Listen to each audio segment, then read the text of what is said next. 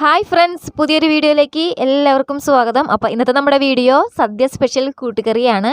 അപ്പോൾ സദ്യകളിലൊക്കെ വിളമ്പുന്ന ഈ ഒരു കൂട്ടുകറി നമുക്ക് എങ്ങനെയാണ് തയ്യാറാക്കുന്നത് നോക്കാം. അതിന് മുമ്പായിട്ട് നമ്മുടെ ഈ ചാനൽ ആദ്യമായിട്ട് കാണുന്നവരാണെങ്കിൽ ഇതുവരെയും സബ്സ്ക്രൈബ് ചെയ്തിട്ടില്ലെങ്കിൽ ഞാനിടുന്ന വീഡിയോസിന് നോട്ടിഫിക്കേഷൻ പെട്ടെന്ന് തന്നെ കിട്ടാനായിട്ട് ഇപ്പോൾ തന്നെ ഒന്ന് സബ്സ്ക്രൈബ് ആക്കുക. തൊട്ട് വരുന്ന ബെൽ ബട്ടണിൽ ഓൾ കൂടി എനേബിൾ ചെയ്ത് വെക്കാനായിട്ട് മറക്കരുത്. അപ്പോൾ നമുക്ക് ഈ കൂട്ടുകറി എങ്ങനെയാണ് തയ്യാറാക്കുന്നത് നോക്കാം. നമ്മുടെ കൂട്ടുകറി തയ്യാറാക്കിയെടുക്കാനായിട്ട് ഞാനിപ്പോൾ ഇവിടെ 200 ഗ്രാം അളവിൽ ചേന കട്ട് ചെയ്തെടുത്തിട്ടുണ്ട്. അപ്പോൾ കട്ട് ചെയ്തെടുക്കുമ്പോൾ നമ്മുടെ കൂട്ടുകറിക്ക് ഈ ഒരു വലുപ്പത്തിൽ വേണം ചേന കട്ട് ചെയ്തെടുക്കാനായിട്ട്. അതുപോലെ തന്നെ ഒരു ഏത്തക്ക ഫുള്ളായിട്ടും എടുത്തിട്ടുണ്ട്. അതും ഈ ഒരു വലുപ്പത്തിൽ തന്നെ കട്ട് ചെയ്തെടുക്കുക. അതും നമുക്കിതിലേക്ക് ഇട്ട് കൊടുക്കാം. ഇനി ഇതിലേക്ക് നമുക്ക് 1.5 ടീസ്പൂൺ അളവിൽ മുളക് പൊടിയും 1/2 ടീസ്പൂൺ അളവിൽ മഞ്ഞൾപ്പൊടിയും ചേർത്ത് കൊടുക്കാം.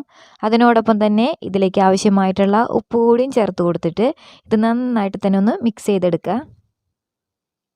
മിക്സ് ചെയ്തതിന് ശേഷം നമുക്കിതിലേക്ക് ഇത് വേവിച്ചെടുക്കാൻ ആവശ്യമായിട്ടുള്ള വെള്ളം ചേർത്ത് കൊടുക്കാം. അപ്പോൾ വെള്ളം ചേർത്ത് കൊടുക്കുമ്പോൾ ഒരുപാട് വെള്ളം ചേർത്ത് കൊടുക്കരുത്. ഇതൊന്ന് വെന്ത് കിട്ടാൻ ആവശ്യമായിട്ടുള്ള വെള്ളം മാത്രം ചേർത്ത് കൊടുത്താൽ മതി. ഇനി ഇതൊന്ന് മിക്സ് ചെയ്തതിന് ശേഷം നമുക്കിതിലേക്ക് കുറച്ച് കറിവേപ്പില ചേർത്ത് കൊടുക്കാം. അതിന് ശേഷം നമുക്കിതൊന്ന് അടച്ച് വെച്ചിട്ട് ഒരു മീഡിയം ഫ്ലെയിമിലിട്ട് കൊടുത്തിട്ട് ഒന്ന് വേവിച്ചെടുക്കാം.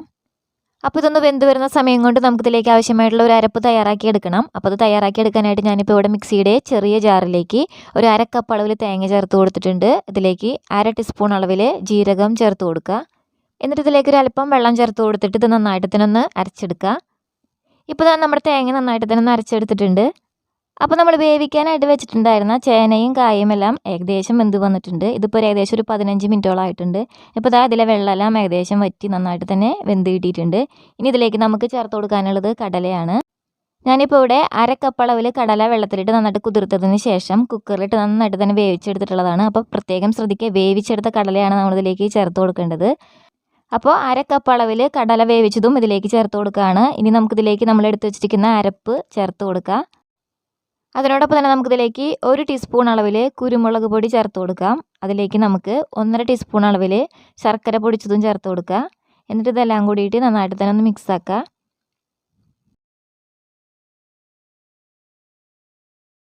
ഇനി ഫ്ലെയിമെല്ലാം നന്നായിട്ട് കുറച്ച് വെച്ചതിന് ശേഷം 1-2 മിനിറ്റ് ഒന്ന് അടച്ച് വെച്ചിട്ടൊന്ന് കുക്ക് ചെയ്തെടുക്കാം. അപ്പോൾ നമുക്ക് ആ സമയം കൊണ്ട് ഇതിലേക്ക് തേങ്ങ ഒന്ന് വറുത്തെടുക്കാം. അതിനായിട്ട് ഞാനൊരു പാനിലേക്ക് 3 ടേബിൾ സ്പൂൺ അളവിൽ വെളിച്ചെണ്ണ ഒഴിച്ച് കൊടുത്തിട്ടുണ്ട്. അപ്പോൾ വെളിച്ചെണ്ണ നന്നായിട്ടൊന്ന് ചൂടായിട്ട് വരട്ടെ. അപ്പോൾ നമുക്കിതിലേക്ക് 1 ടീസ്പൂൺ അളവിൽ കടുക് ഇട്ട് കൊടുക്കാം. കടുകെല്ലാം നന്നായിട്ട് തന്നെ ഒന്ന് പൊട്ടി വരട്ടെ. അതിനുശേഷം നമുക്കിതിലേക്ക് ചേർത്ത് കൊടുക്കാനുള്ളത് ഉഴുന്നുപരിപ്പാണ്. ഞാനിപ്പോൾ 1 ടേബിൾ സ്പൂൺ അളവിൽ ഉഴുന്നുപരിപ്പ് ചേർത്ത് കൊടുക്കുകയാണ്. അതും കൂടി ചേർത്ത് കൊടുത്തിട്ട് നന്നായിട്ട് തന്നെ ഒന്ന് മിക്സ് ആക്കുക. അപ്പോൾ നമ്മുടെ ഉഴുന്നെല്ലാം ഒരു ബ്രൗൺ കളർ ആവുന്നത് വരെ നന്നായിട്ട് തന്നെ ഒന്ന് മിക്സ് ആക്കി എടുക്കുക. അപ്പോൾ ഫ്ലെയിമെല്ലാം ഒന്ന് കുറച്ച് വെച്ചിട്ട് വേണം ഒന്നൊന്ന് ഫ്രൈ ചെയ്തെടുക്കാനായിട്ട്. ഇനി ഇതിലേക്ക് നമുക്കൊരു 2 വറ്റൽമുളക് കട്ട് ചെയ്തിട്ട് ചേർത്ത് കൊടുക്കാം. എന്നിട്ട് ഇത് നന്നായിട്ട് തന്നെ ഒന്ന് മിക്സ് ചെയ്തെടുക്കുക.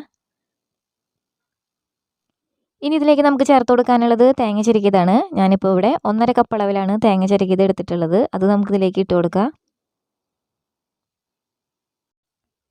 അപ്പോൾ നമുക്കിനി ഇത് നന്നായിട്ട് തന്നെ ഒന്ന് മീഡിയം ഫ്ലെയിമിൽ ഇട്ട് കൊടുത്തിട്ട് നന്നായിട്ട് തന്നെ ഒന്ന് ഫ്രൈ ചെയ്തെടുക്കുക.